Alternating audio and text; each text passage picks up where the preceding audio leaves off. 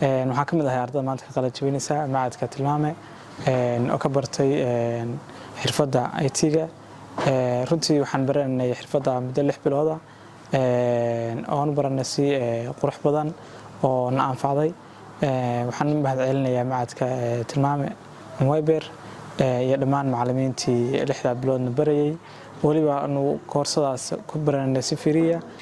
waxaan ka qalin jabinayaa goobta Weber tilmaame anigoo bartay maanta halkan u taagan ilaahay mahadi laba shahaado luqadda Ingiriiska iyo computer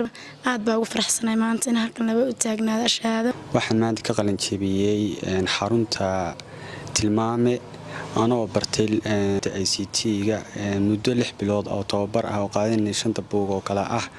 Windows-ka iyo Word-ka iyo Excel-ka iyo PowerPoint-ka iyo Microsoft Access-ka xarunta tilmaame waxay si firiya ii siisay inaan barto 6 bilood oo ku barto si lacag la'aan ah alxamdulillah marka dhalinta Soomaaliyeed waxa ku dhiirigelin lahaa inay bartaan kulliyadaha IT-ga iyo waxyaalaha farsamada ah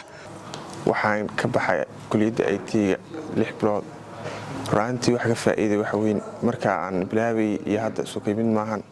waxaan ka qalin jabinayaa xarunta tilmaame center Garowe xaruntaas oo aan ka qalin jabinayaa galaaska English